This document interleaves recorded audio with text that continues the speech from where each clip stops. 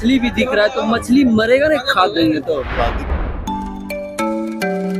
कृषि विभाग के द्वारा किसानों को सब्सिडी दी जा रही है कि बेरोजगारी छाया हुआ है, किसान के पास ऑप्शन नहीं है। कहीं पे अगर खेत खलिहान डूब जाते हैं तो वहाँ पे फसल उसका नुकसान हो जाता है। तो अगर वो डूबे हैं,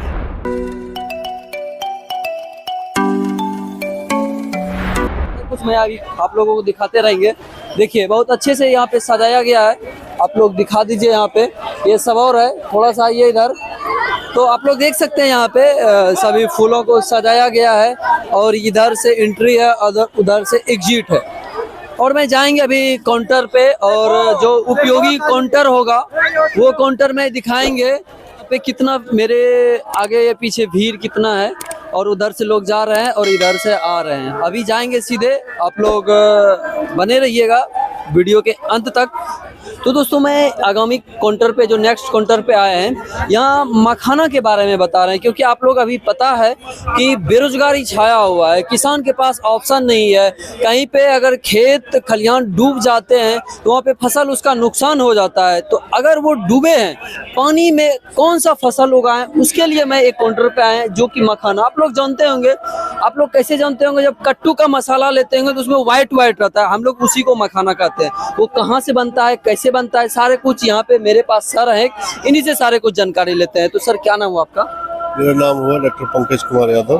ओके, ये जो आप क्या पर्पज से लगाए हैं, ये तो मखाना है, ये कैसे किसान उगाएंगे, थोड़ा सा इसके बारे में डिटेल से बता दिए शॉर्ट में। किसान इसको उगाने के लिए ये बिहार कृषि विश्वविद्यालय सबौर भागलपुर का एक अंगीभूत कॉलेज भोला पासवान शास्त्री कृषि महाविद्यालय पूर्णिया है, वहाँ पर मखाना पर रिसर्च चल रहा है। 2012 से लगातार काम करते करते बिहार कृषि विश्वविद्यालय सबौर के द्वारा एक वेराइटी रिलीज हुई, सबौर मखाना वन। इसके पहले मखाना अनुसंधान केंद्र दरभंगा से एक वेराइटी स्वर्ण वैदेही रिलीज हुई थी।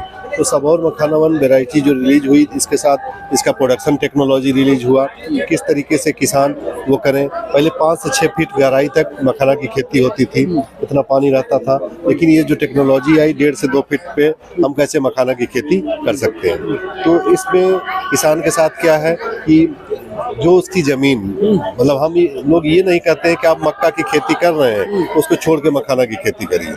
आपका वो जमीन जहाँ पर पानी जमा हुआ है और वो जमीन आप कोई फसल नहीं ले पा रहे हैं, उस जमीन का आप कैसे उपयोग कर पाए, जल जमाव की जमीन। और ये खास करके ये जमीन हमारे पास वहाँ पे है, जैसे कोसी और सीमांचल में जो नदी हमारा है, तो नदी के किनारे पानी इस तरीके से डिपॉजिट रहता है, और उस पानी का यूटिलाइजेशन हम कैसे कर सकते हैं, इसके लिए मखाना पर काम चल रहा है। अब ये मखाना कैसे करेंगे किसान भाई, दिसंबर महीने में 25 से 30 किलोग्राम प्रति हेक्टेयर सीड रेट के हिसाब से, पहले ये रहा बीज। हाँ, 25 से 30 किलोग्राम ये जो बीज है, इस बीज को क्या करते हैं 500 से 600 वर्ग मीटर जमीन पर, जैसे हम धान के लिए तैयार करते हैं पडलिंग, उसी तरीके से तैयार करके इस बीज की हम बुआई कर देते हैं। और इसमें जब जर्मिनेशन आना शुरू हो जाता है तो करीब 55 से 60 दिन बाद हम इसको मुख्य फील्ड में, मेन प्रक्षेत्र में ले जाकर के ट्रांसप्लांट करते हैं। और खेत की तैयारी के लिए हमें ध्यान रखना पड़ता है, हम अगर फील्ड कंडीशन में हैं तो 1.5 से 2 फीट हमारा बंड होना चाहिए, और उसमें हम पूरा पडलिंग करके तैयार कर लेंगे। अब इसमें मतलब 40 से 50 किलोग्राम चूना, 75 किलोग्राम नाइट्रोजन, 45 किलोग्राम फास्फोरस और 30 किलोग्राम पोटास का हम उपयोग करते हैं। नाइट्रोजन की आधी मात्रा, फास्फोरस, पोटास और चूने की पूरी मात्रा खेत की तैयारी के समय ही दे दिया जाता है। इसके बाद बीज नर्सरी से जो हमने बीज डाला था वहाँ से हम पौधे को ले आते हैं। पौधे को ले आते हैं तो एक गुड़े 1 मीटर और एक गुड़े 1.25 मीटर दूरी पर हम इसको लगा देते हैं। लगाने के बाद ये फसल अगर हम दिसंबर से शुरू कर रहे हैं तो ये नर्सरी दिसंबर से हुआ, और 55-60 दिन बाद जब हम ट्रांसप्लांटिंग करते हैं तो फरवरी मार्च में ट्रांसप्लांटिंग हो जाता है। अप्रैल मई जून 3 महीना ऐसा होता है जिस समय मौसम वैसा रहता है, उस समय हमको ज़रा सा ध्यान देने की ज़रूरत होती है कि पानी हम अच्छे तरीके से मेंटेन करें, क्योंकि उस समय फ्लावरिंग और फ्रूटिंग का टाइम होता है। जुलाई में जैसे ही बारिश होता है फिर पानी ऑटोमेटिक मेंटेन हो जाता है। उस दशा में हम क्या पूरा जब कंप्लीट हो जाता है तो अगस्त लास्ट और सितंबर फर्स्ट वीक में हार्वेस्टिंग स्टार्ट हो जाती है और किसान भाई इसको हार्वेस्ट करके मार्केट में ला सकते हैं। हार्वेस्टिंग के साथ सबसे बड़ी दिक्कत है कुछ स्किल पर्सन ही है जो इसको पानी से डूब करके निकाल सकते हैं, हर आदमी उसका जो है वो नहीं कर सकता है। और हार्वेस्टिंग के बाद कितनी भी हार्वेस्टिंग होती है तब भी कुछ सीड वहाँ पर छूट जाता है क्योंकि पानी में डूब करके निकालना बहुत ही मुश्किल काम है। लेकिन बिहार कृषि विश्वविद्यालय के माननीय कुलपति डॉक्टर DR सिंह सर ने इस पर मुहिम को आगे बढ़ाया है और जल्द ही किसानों के बीच में मशीन आएगी जो इसकी हार्वेस्टिंग का काम आसान करेगी।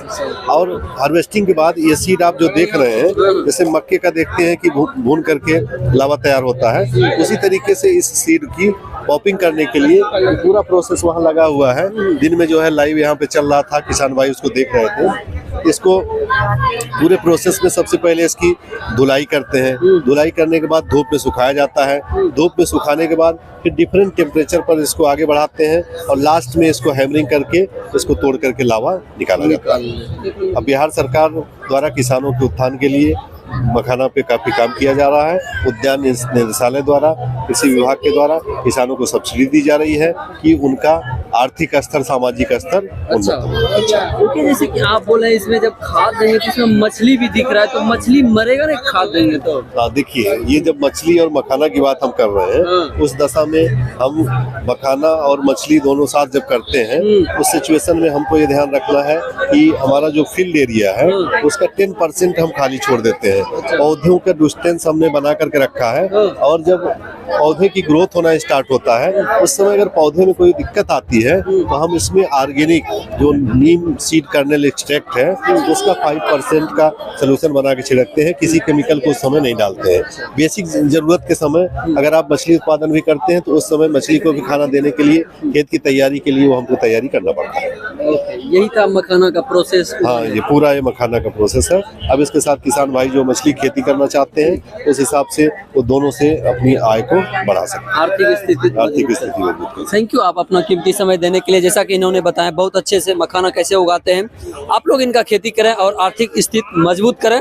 और फिर मिलते हैं नेक्स्ट काउंटर में, तब तक के लिए जय हिंद।